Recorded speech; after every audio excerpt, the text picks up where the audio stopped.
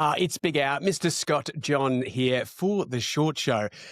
Very special guest, Gold Logie winner, hard quiz extraordinaire. It's Mr. Tom Gleeson, ladies and gentlemen. Oh, it's great to be back. The last show I was on was so short. I was happy to come back. Yeah, but hopefully this one doesn't go too long. It should be great.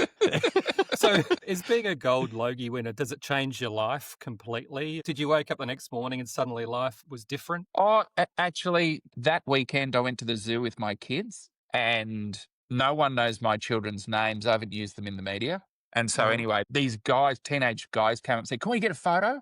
And I was like, sure. And my kids, because they didn't know any different, they were really little at the time, they just tried to get in the photo as well. And I was pushing them out. I'm like, no. And they're looking at me like, why are you pushing me out of a photo? It's like, well, I don't know who these people are. I thought, is this going to be it from now on? Like more and more people are going to want selfies. But then the guys who got the photo said, "Oh, mate, we wanted to get a photo with you because you came and talked at our school assembly last year." They didn't even know I'd won a Gold Logie. They didn't care. Has the sort of cachet of the Logie dropped over the years, or is it still an amazing thing to have? I think you took it in your stride and was sort of playing with the idea of the Logies still being relevant, but does it take center stage in your house? No, well, at the moment I'm actually renovating, so it's in a box somewhere in storage. I don't actually know where it is, which is not great. that answers my question, I think. Don't tell your insurance company. Yeah, it's to be found somewhere. But yeah, I don't really know. I mean, I think it's a bit of publicity, which was good. But I mean, the irony with me winning is the only reason I got heaps of publicity out of it was because of the way that I won it. If I just won it as a regular, nice person who just ran a polite campaign, it wouldn't really register. And if you, in terms of the column inches that previous Gold Logie winners have got, I've overshot them up by a long time. Like you'd struggle to know the Logies are on now.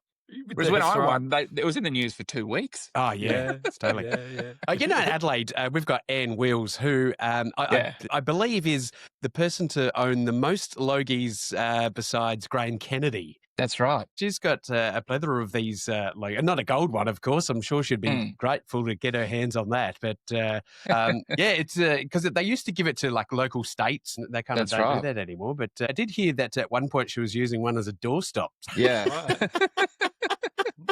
Well, yeah, Adelaide used to have its own Tonight Show, didn't it? That's right. It used to have In Adelaide Tonight. And it was hosted by Ernie Sigley. Is that right? That's right. Yeah, Ernie Sigley. And I think Anne Wills had the old AM Adelaide with the late and great Mr. Richard Marsland. Wouldn't it be great to let's bring back state-based TV?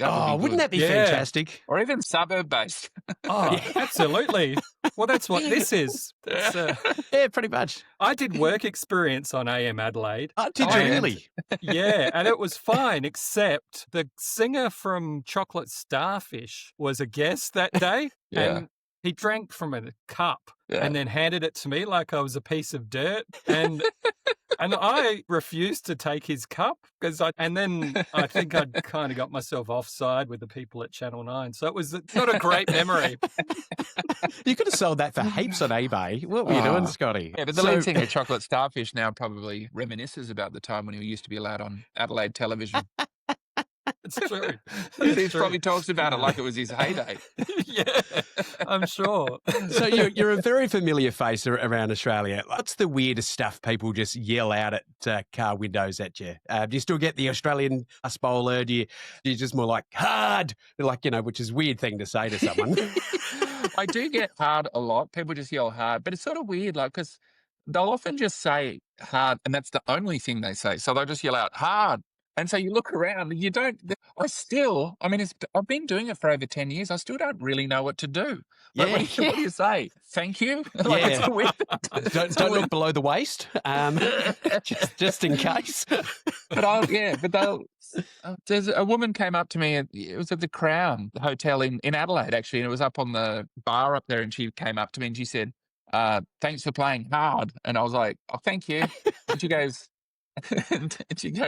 I thought you'd really like it if I said that. And I said, I don't know, it's kind of weird when you think about it. And she said, yeah, but I just had to say it. And I'm like, well, you didn't really. You didn't have to at all. You could have not done any of this. In fact, you could have just said, oh, hi, I'm a big fan of your work, and would be talking about something else by now. Yeah.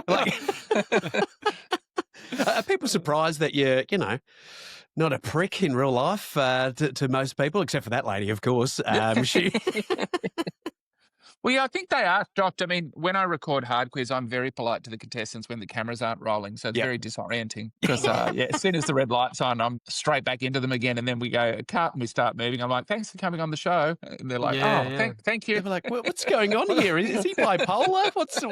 Well, I'm not going to name any names, but I've always thought you're one of the nicer comedians in person to those below you on the rung, whereas there are others that are quite nice in the media, and you meet them and go, I don't know. Yeah.